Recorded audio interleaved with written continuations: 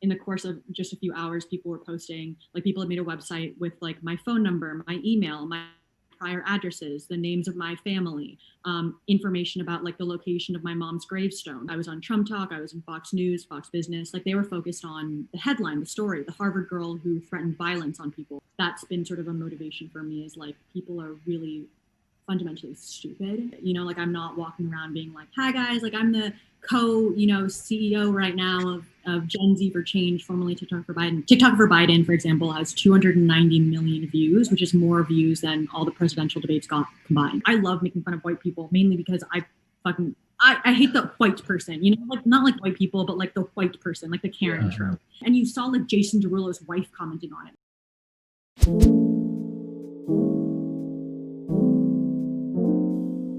Welcome back to the 7th episode of the TikToking podcast. Today we have Claire. She has about almost 500,000 followers on TikTok. She was trending on Twitter at one point. She was and is a Harvard student, which we'll get into. She was on the Nick Cannon show. She was on the Daily Mail and so many other news outlets. She's self-proclaimed semi-social media influencer / activist. A lot of people may have misunderstood her, and today we're going to talk to her about her experiences and all things TikTok culture. Claire, we're super excited to have you here. You have no idea like how excited and nervous Asante were just like going into this. I've been following you since like this summer, and like since then I've got to see like a lot of really cool things about you. And one of the qualities that I really like about you is how like you stand your ground. Like in your context, you like don't hold back when it comes to like your opinions.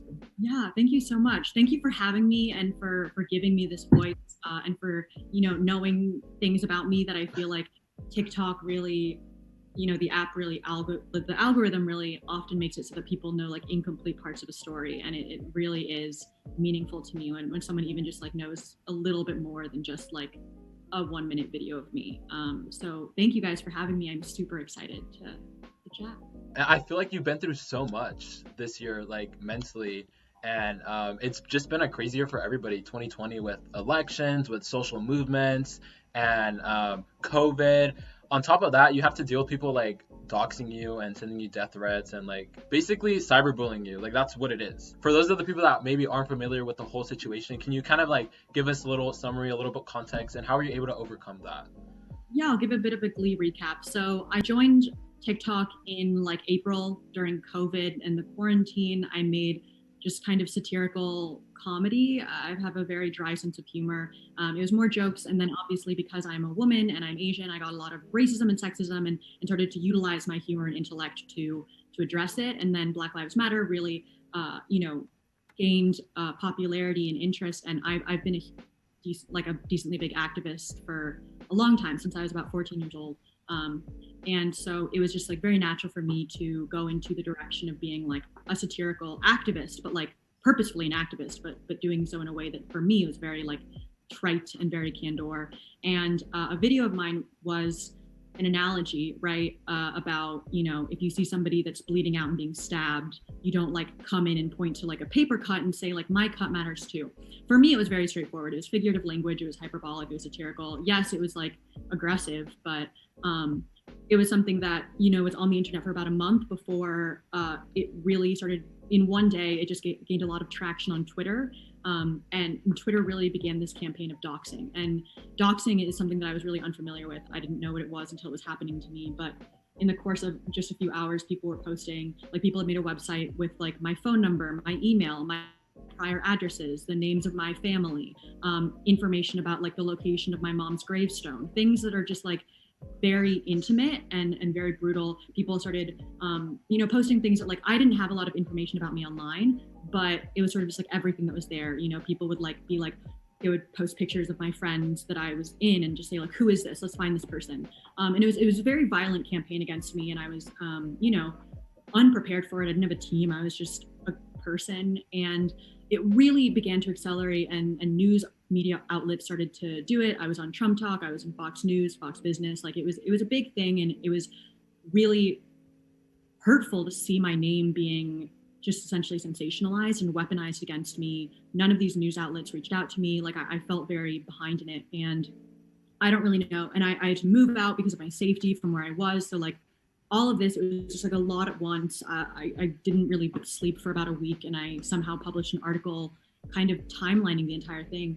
And then I sort of at that moment just kind of embraced the, Fifth Harmony, like Miss Moving On song, where I was just like, I'm so tired of like this immense brutality, like not brutality physically, but like, again, this like violent internet and digital brutality against me, right? And I'm in a lot of ways fortunate, right? Like I one of the fortunate things about not having any living family anymore is that I didn't have to worry about like my parents losing their job or my siblings being harassed. Like it was kind of just me against the internet with a lot of support. I got a lot of support as well. And it was just something that I was like, this is total BS, and I really don't have anything to lose because I already lost my job and cried about it in front of millions of people.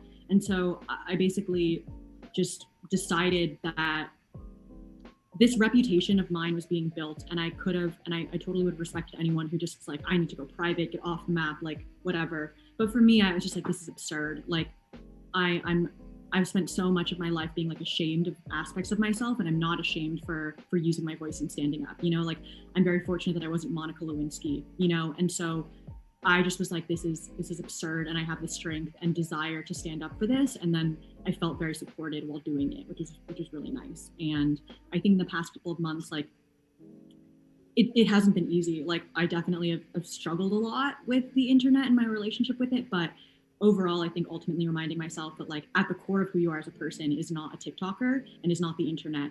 And at the end of the day, like you have a support system around you, and there are so many really amazing people who are supporting you online, etc. And so kind of navigating and like simultaneously juggling the two to be something that is a net positive for you, even though the amount of like hate and ridicule that I get is pretty overwhelming.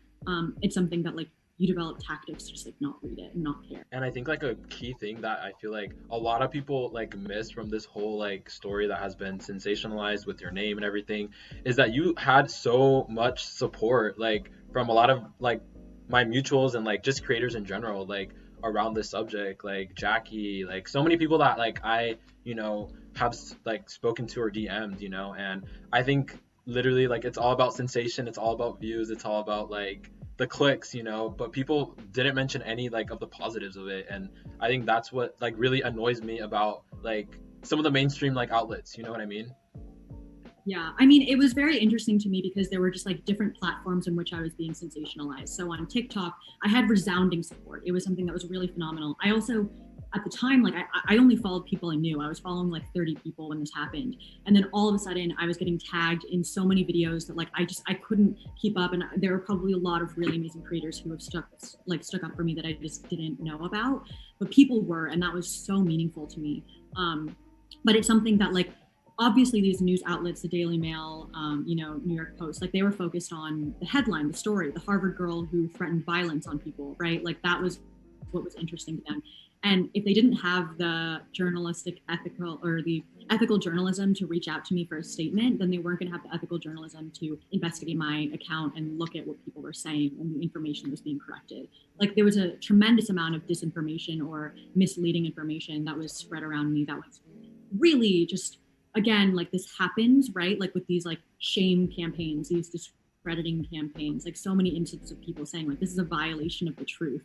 But ultimately, like you have so little control over what a news outlet, right? A news outlet is going to publish about you. And that's what's really frightening and was really hurtful is like at the beginning, it was very much like, okay, this is just like this is just wild and preposterous. And then it became like, whoa, they're just legitimately lying about me and they're spreading that and that's getting traction and people are relying on it as like news, right? Because it's like, that's what it is. And so anytime that I tried to defend myself, it was like, you pathological lying like bitch, and it was just something that was very difficult and made me really wonder, like, is this worth standing up for when like you're standing up against an entire like industry, right?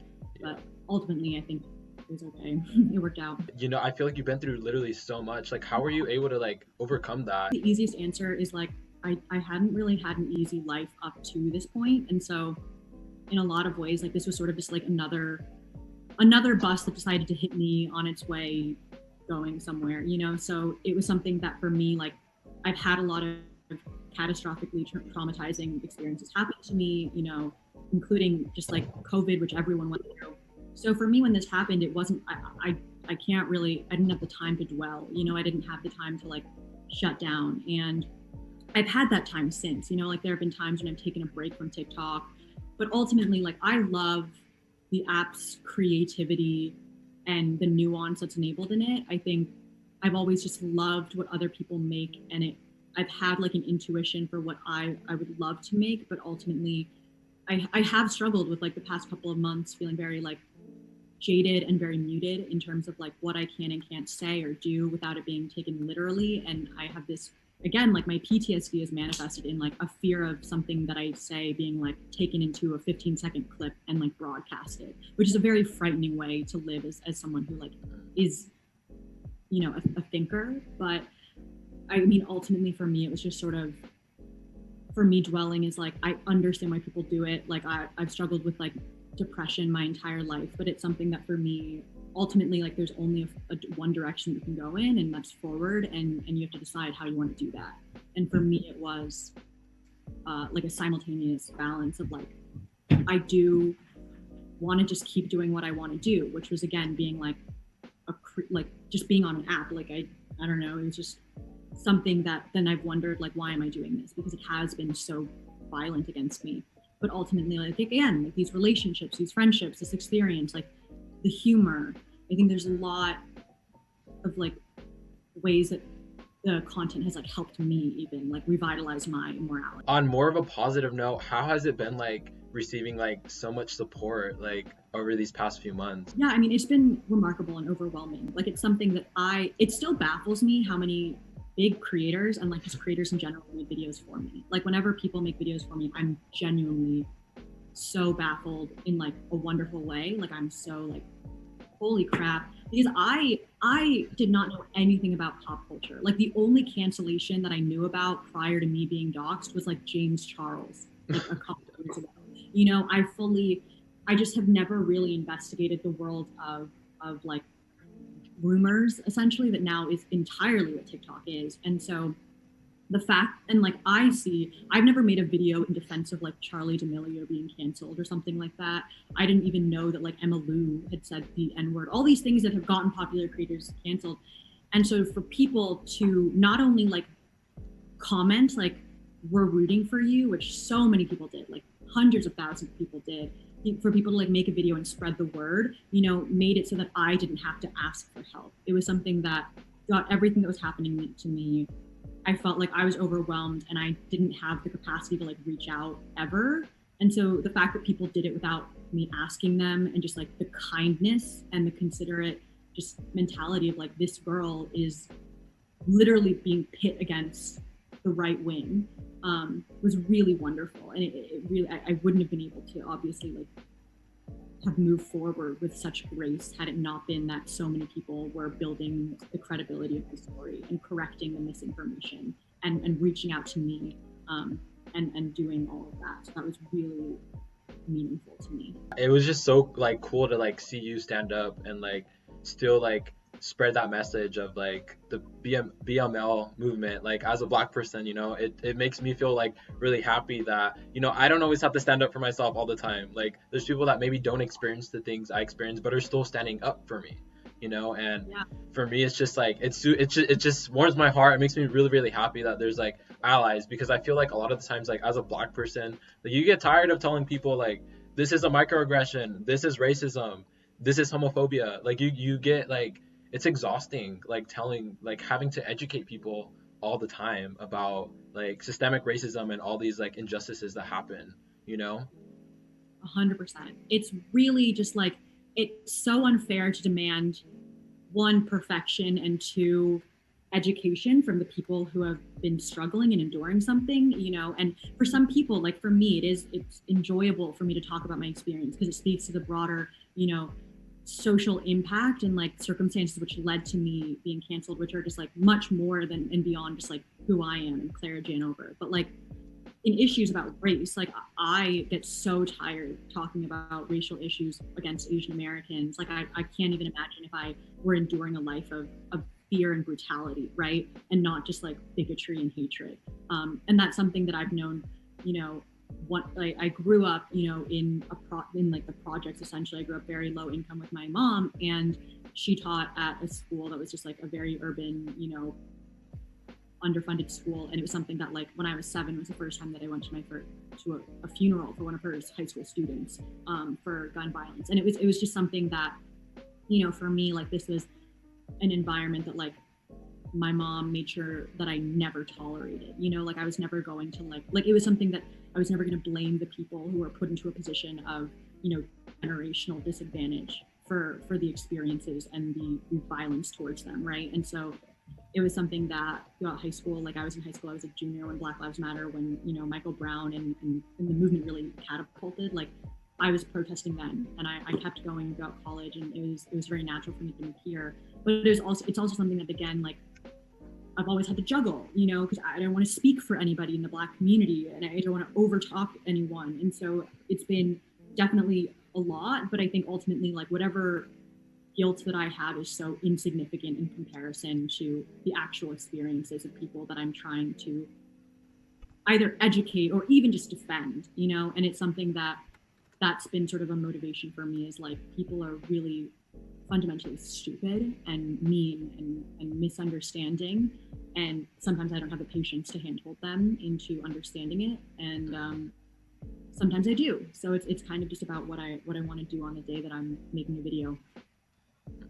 And I kind of want to speak a little bit about your intersectionality. You're an Asian woman, you're Jewish, you come from a low income background. How do you think that has like affected like what you post about on TikTok? Yeah, I mean, I think it is just something about, I haven't had the same opportunity to just like overlook the experiences of people who have been disproportionately impacted by, socioeconomic status, which are disproportionately like Hispanic, Latinx, and Black communities, right? And then I went to a high school in a different district than I went to elementary and middle school, and it was infuriating going to like a homogeneously suburban, middle class, white high school of people who just like were like, oh, come on, like, I don't care about this. And they didn't have to. Like, you don't have to think about, the struggles of individuals when you're from a privileged perspective. And I think that that's something that, my entire high school was essentially like a smaller scale TikTok of just like, guys, like, this is messed up. And you not talking about it doesn't stop it from existing, And also just like, I feel like the more you're around people who just won't understand you, the more either frustrated or empowered you get. And I think that that's something that I've always gone both with.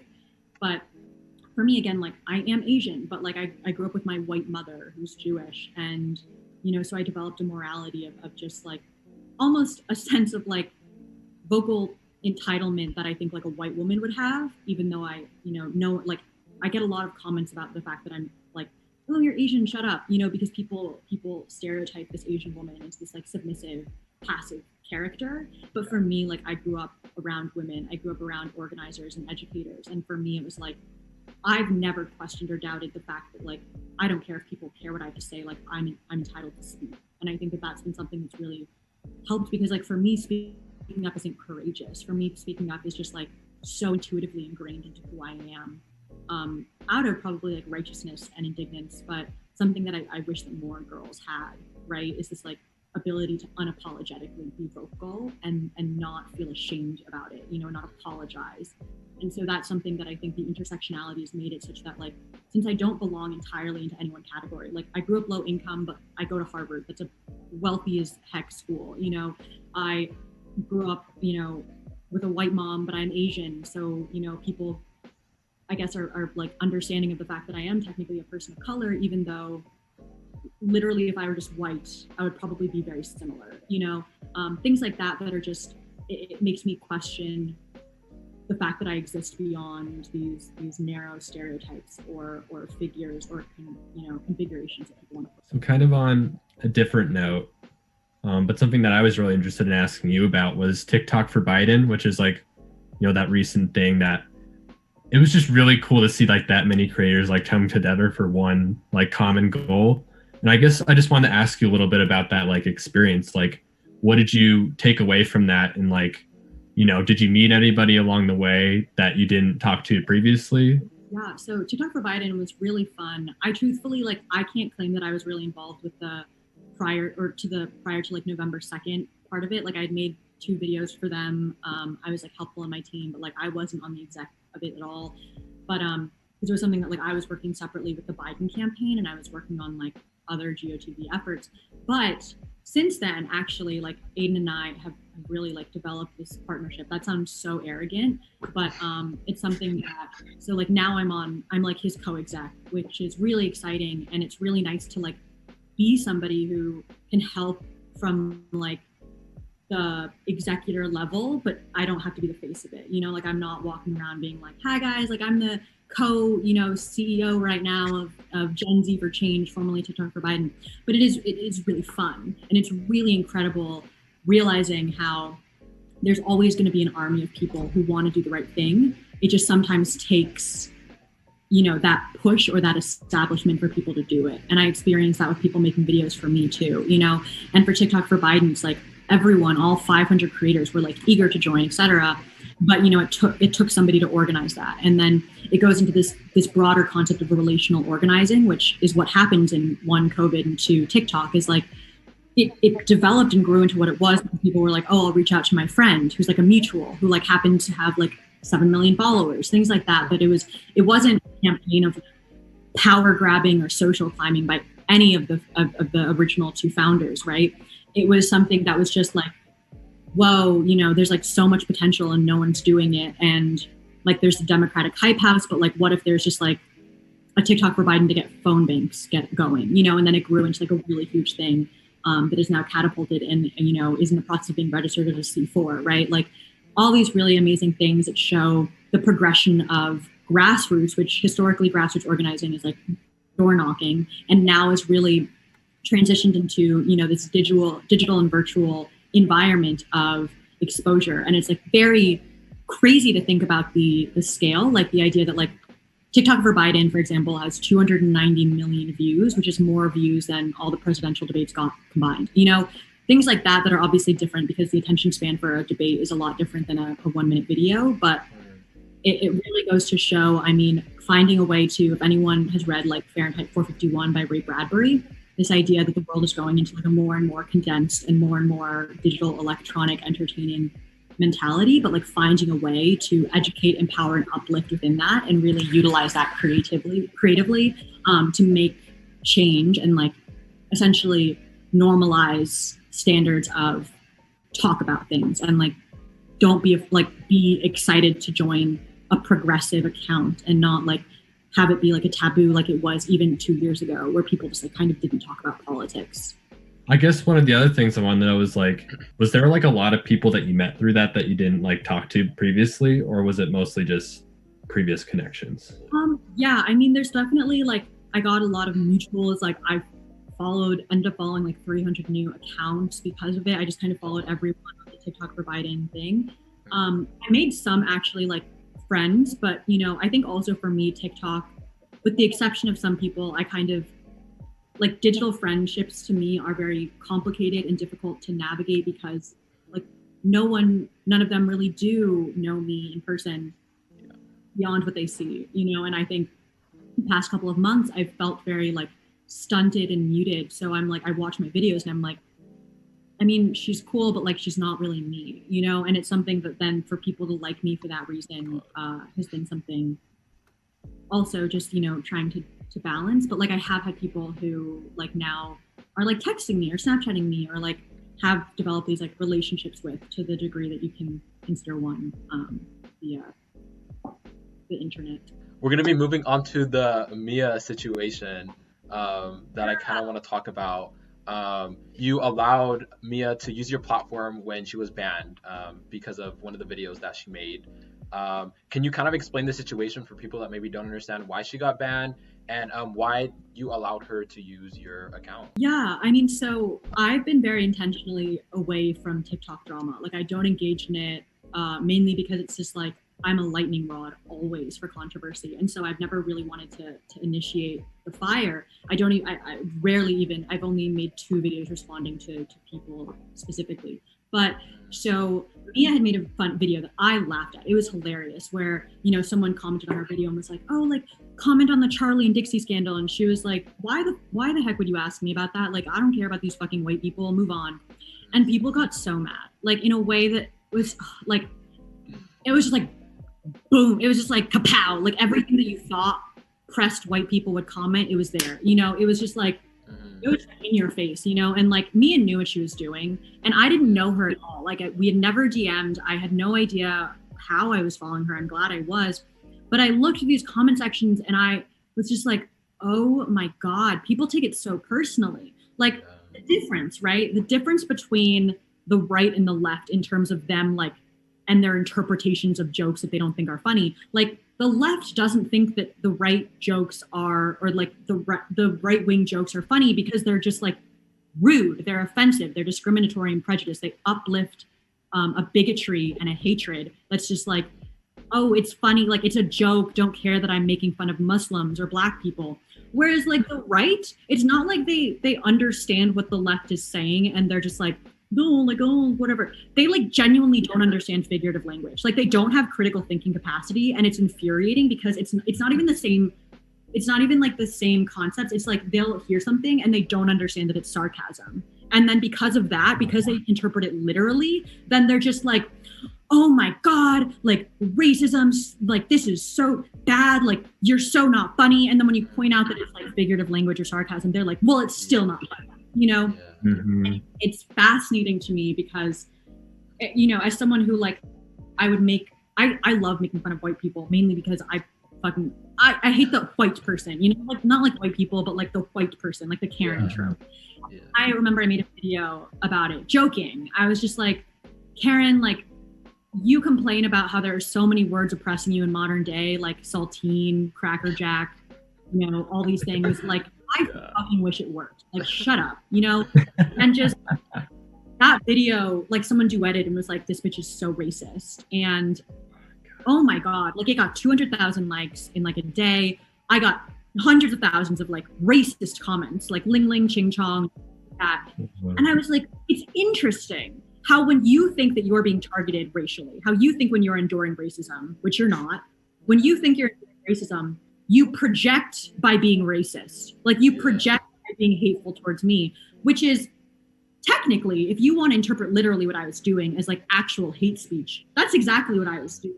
Like you are doing exactly what I'm doing to try to send me a message that you can't be racist, right? And then it's like, all the comments were just like, oh, like who started it? And I was just like, the white man, the colonizer, the founding fathers, like this is not something that I started. And this is not, it just is just like their inability to see past the fact that they feel so offended. It's like and this goes back to Black Lives Matter in general, how, people can see the destruction of property, right? People are like, oh my God, these buildings burning and being looted, these businesses, that's so messed up. But they don't see like the murder of Black people as infuriating, because we exist in this society where like personal entitlement, motivates people's morality and their willingness, also within a capitalist system. But to see property damage as something that's so much more offensive than internalized racism resulting in murder, and that's just, these things are, I mean, all my videos, right? They used to be so like uninhibited. And so just like, I was angry, but in a passionate and like in a very like trite way.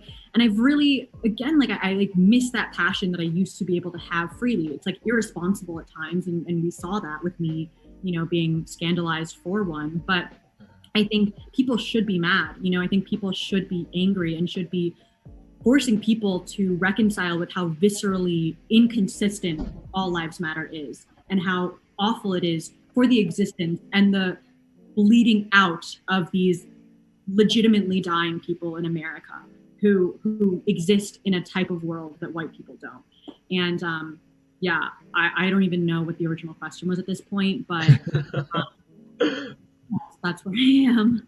And I think a point that I kind of want to touch on too with this whole like Mia situation is like, I feel like oh my God, a big a big part of it is like the silencing of like Black people on TikTok, and I hear like a lot of my black like mutuals like talk about that their videos get taken down, or you know, even people that even aren't black or a person of color that are speaking about a social issue or about a marginalized community, and they talk about something and it gets taken down. But then when a white creator does it, it's like, oh, so cool.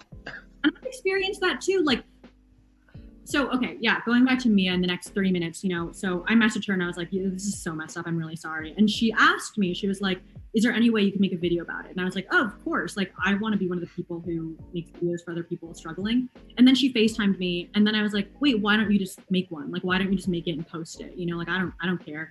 And I gave her full autonomy. I gave her my legitimate login information because I was like, I'm not going to mute you. Like, I'm not going to silence you. Like, if you want to legitimately hate crime white people right now, do it. Like, I was just like, it's not me. Like, people can criticize me for doing it. So I gave her my profile. And again, she posted like 8 videos on mine and they were all taken down for community violations, right? But I didn't get banned, you know? I think that's also to do with my verification.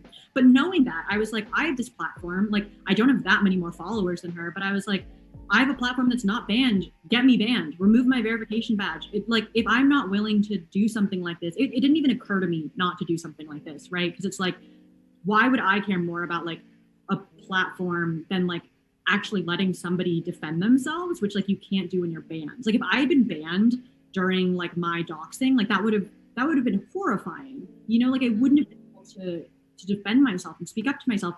And his video had like 500,000 likes, you know? That's just something. And you saw like Jason Derulo's wife commenting on it. People were like sympathizing, and it was like infuriating. And I wanted to give her that opportunity to speak. Who or what has been like the craziest moment on TikTok for you? Like any celebrities or any like someone that you're like just shook that has like interacted with you? I don't know. There have been a lot of people, like, I know that there are like generations, right? Like there's the YouTube generation of the early 2000s, there's the Vine generation of the early 2010s, and then there's the TikTok generation of the 2020s. And it's something that for me, I get super like weirdly excited when like a YouTuber or Viner that I watched as a kid or like as my impressionable fangirling follows me or reaches out. And it's difficult for me to like balance this whole like, okay, like be cool, Claira. Because there have been like notable TikTok creators, but in my mind, like TikTok creators, like we're all kind of just chillers. Like we're all here.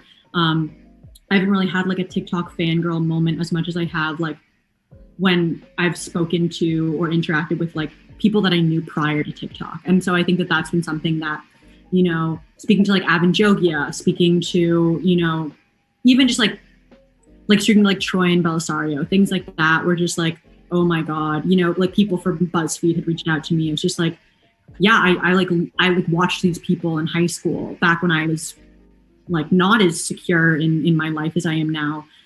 So that's been really cool. And like Ray Williams too. I don't know if you know him. He's like a comedian type of person. He roasts.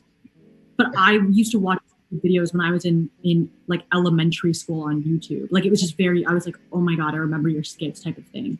So that's definitely been like just kind of cool. So just to kind of like, for some more general questions while we're wrapping up here, what is something that you like learned in 2020 throughout like all these experiences that you've had just about yourself that you'll always like remember going into next year and years after that? Yeah, I think I've learned a lot. I've had a lot of time to reflect and like a lot of purpose too. But I think one of the big things is, you know, understanding that, you know, whatever you choose to do, you know, do it for the right reason. And I think that at the end of the day, that's what will get you furthest in terms of living with yourself. You know, like I've never done something on the app or in my life that I can't justify or defend with the fact that like it's genuine to myself. You know, like I do respect people who are on TikTok to develop a following and become famous or care about numbers and things like that. But for me, that was never me.